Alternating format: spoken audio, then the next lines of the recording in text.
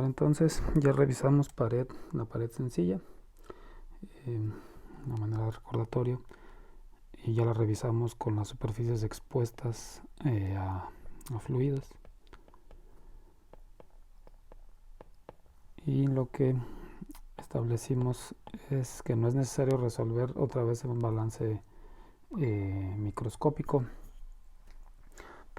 Ya tenemos información con respecto a el perfil, va a ser lineal siempre que se cumplan las consideraciones y suposiciones que veíamos, y nuestros balances macroscópicos en la superficie nos permitieron escribir o calcular la tasa o el flux de calor en esta dirección, y se introdujo el concepto de resistencias. Bien. Lo que voy a hacer para pared compuesta es extender este mismo concepto.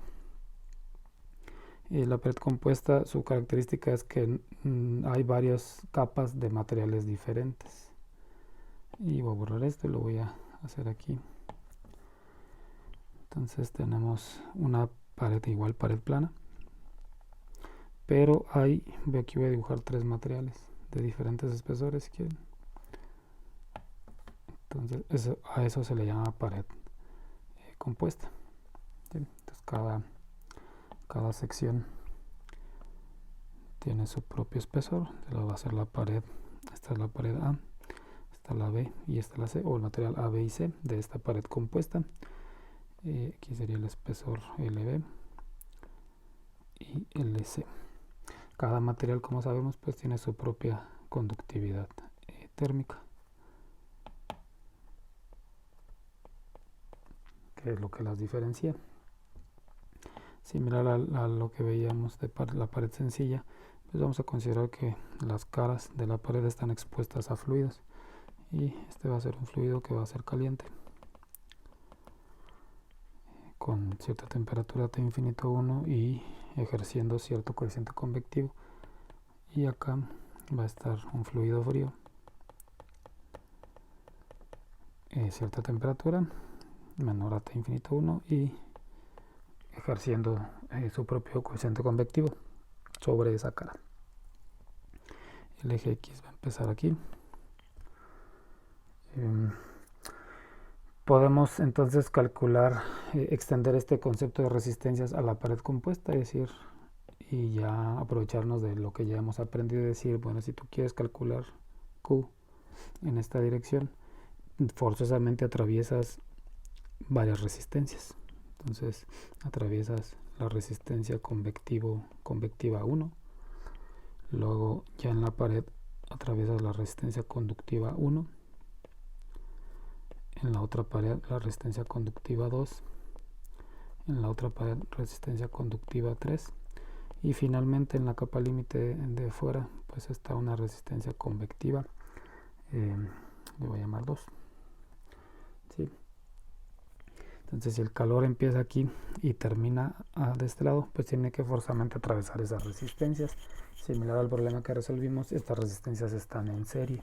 ¿Sí?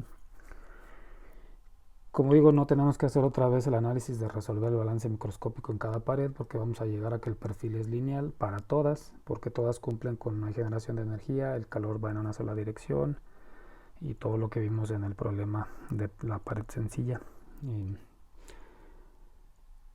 Antes de extender el concepto, solo quiero cómo sería el perfil. Lo que ya sabemos es, si se cumplen las consideraciones anteriores, el perfil siempre es una línea recta en una pared plana. Entonces voy a dibujar aquí encima el perfil que debería obtener. Voy a adicionar aquí capas límites, que son, como ya sabemos, donde si la resistencia es importante existe una caída en la temperatura. Esto lo voy a hacer aquí mismo para no perder la geometría. Entonces este sería el nivel de T infinito 1. Luego entramos en la capa límite y la temperatura pues va a disminuir a un punto, llamémosle aquí nada más para diferenciarlo, va a ser TS1. Entramos en la primera pared y lo que sabemos es la temperatura. Si la resistencia es importante, va a disminuir la temperatura, pero ya sabemos que lo hace linealmente. Digamos que hace eso. Entramos en la otra pared Otra vez el perfil debe ser lineal y cae la temperatura si la resistencia es importante. La siguiente pared, la temperatura pues puede que caiga un poco más, pero debe ser lineal. Y luego ya entramos en la otra capa límite donde cae la temperatura y recuperamos la temperatura esta de aquí, T infinito 2. Ese debería ser el perfil plano en las paredes y debería ir descendiendo o con caídas de temperatura importantes si las temperaturas, las resistencias y estas resistencias que escribí yo aquí son importantes. ¿Sí?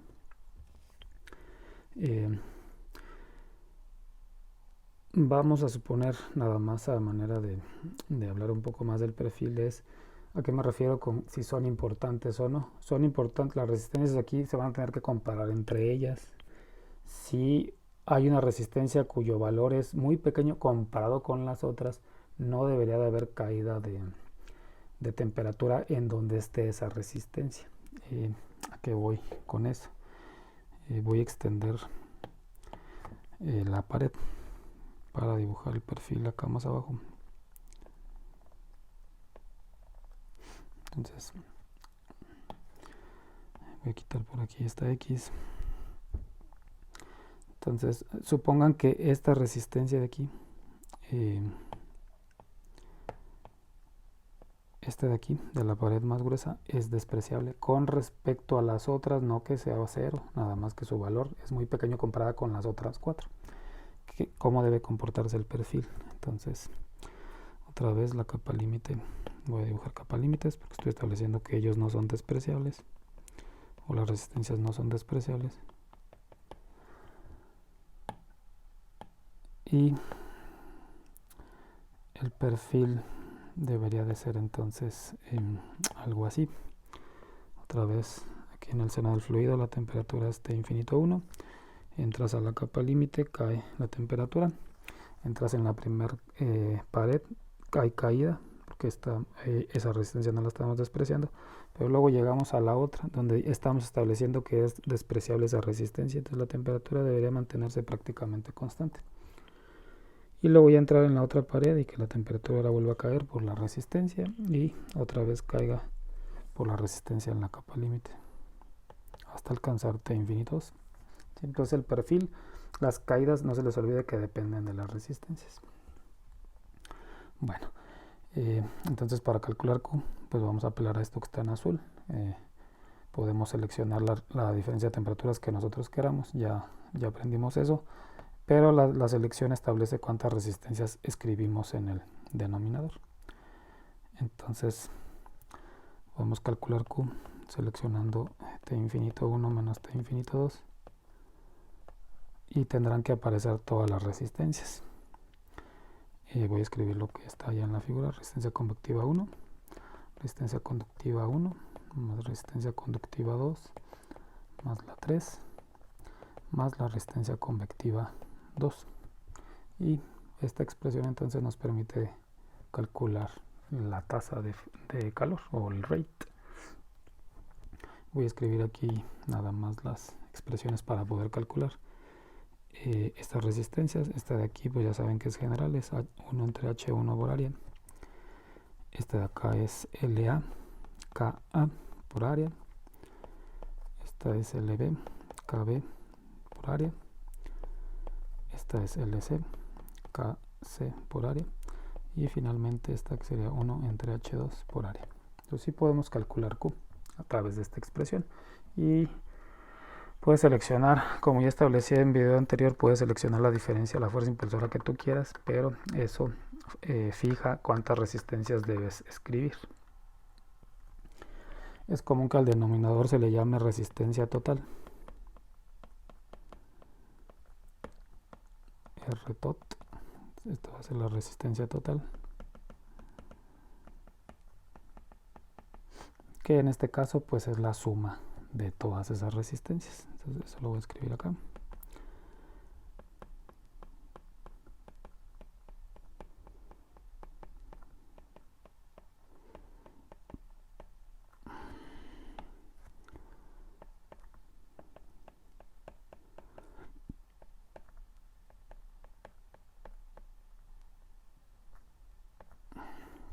Entonces, la resistencia total para resistencias en serie es la suma de ellas.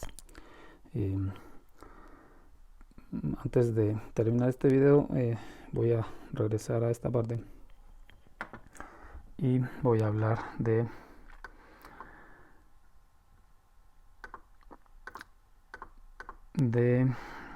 la siguiente situación. Otra vez, aquí están los dos perfiles, el primero que dibujé por acá en esta parte de arriba y este otro que dibujamos despreciando esta resistencia de aquí. Supongan que lo que queremos es mover, quiero favorecer el proceso de transferencia de calor, quiero acelerar o incrementar el valor de Q.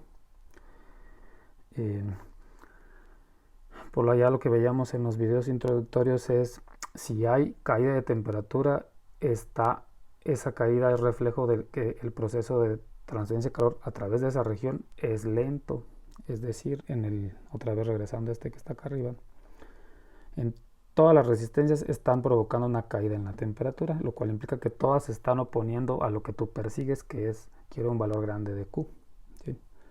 En este que está aquí abajo, el valor de Q debe ser mayor porque esta resistencia, aquí más bien no hay resistencia. Aquí, en esta pared, en la pared B, está favorecida la transferencia de calor, específicamente pues por conducción, ya que es una pared. ¿Sí? ¿A qué voy con esto? Supongo que no conoces nada de esto que te estoy diciendo y digo, quiero incrementar Q. Y a lo mejor conocemos nada más algunas partes como la ley de Fourier, que lo voy a escribir por acá. Y un delta T general. De acuerdo a los conceptos generales que veíamos es, pues tú puedes disminuir la resistencia. La resistencia convectiva pues ya saben que es L entre K por A. Déjenme escribirlo por acá más arriba. La resistencia convectiva es L entre K por A. Está aquí. Y entonces para disminuir ese valor, pues sabes que puedes disminuir L, si eso es posible, puedes aumentar K, también si es posible, puedes cambiar de material, si la pared no existe y apenas se va a construir. También pudieras perturbar el área, todo buscando disminuir la resistencia. Pero supongan que ya estamos en este caso y queremos acelerar el proceso. No tiene entonces sentido hacer cambios sobre la resistencia de aquí, porque esa resistencia es despreciable, de hecho no está provocando, su valor es tan pequeño que no provoca un cambio en la temperatura, entonces el proceso de transferencia de calor es rápido. Donde deberías de hacer cambios es pues en esta, o en esta, o en esta, o en esta. ¿Sí? Esos cambios sí van a ser, si disminuyes el valor de esas resistencias, deberías de acelerar el proceso. De manera general en la vida real, aun cuando puedo dibujar muchas resistencias, una o dos son las que contribuyen al valor más grande en esta sumatoria. Lo que trato de decir es lo siguiente. A lo mejor ya en un problema práctico calculamos todas, estoy viendo esta ecuación, ya que en un problema práctico podemos decir, pues yo puedo calcular todo. Pero pueden pasar cosas así como la siguiente, que por ejemplo esta sea 0.001 y esta de acá pues sea más o menos equivalente, pero que las otras sean 1 por 10 a la menos 6. Entonces la sumatoria esta que está representada por esta ecuación pues está dominada por esta y por esta. Estas es como si no existieran, son despreciables, no provocan caída de temperatura. Tendrás que hacer, si quieres acelerar Q, pues tendrás que hacer cambios aquí o acá o en los dos para disminuir esos valores. ¿Sí? Bueno, y lo último que voy a revisar es el concepto de coeficiente global de transferencia de calor, que lo utilizaremos luego más adelante para diseño de intercambiadores de calor.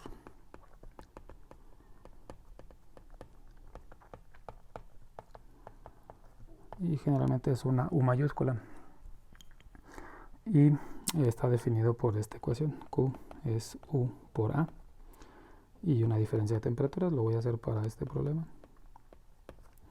T infinito 1 menos T infinito 2. Y yo tengo pues esta expresión de aquí,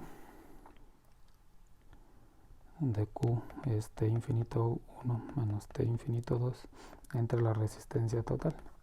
pues puedo inferir a través de estas dos ecuaciones que la resistencia total pues es 1 entre U por A, o al revés,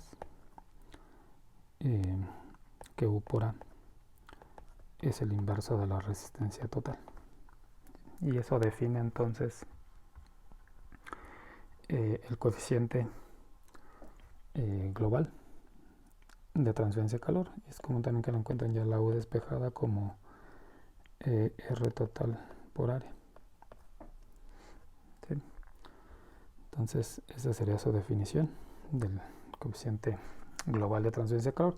Engloba las resistencias así como lo hacía el término de resistencia total, pero es común que la gente utilice U para utilizar una ecuación como esta para calcular Q, que se parece pues a la segunda ley de enfriamiento de Newton. Bueno, entonces si sustituimos la resistencia total, esta que tenemos aquí, en esta parte de aquí, pues obtenemos de manera más específica a que es igual U para este problema en particular. Lo que vamos a obtener es que U pues es el inverso de todas nuestras resistencias ya con el área eliminada.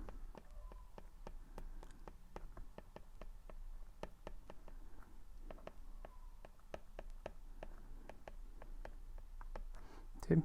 De tal manera que esta U pues tiene unidades de watts por metro cuadrado grado Kelvin, que son las mismas de esta H, y forzosamente, puesto que el área ya aparece aquí, delta T también, como aparece aquí y aquí, pues forzosamente U y H deben tener las mismas unidades. ¿Sí? Bueno, eso es todo para este video.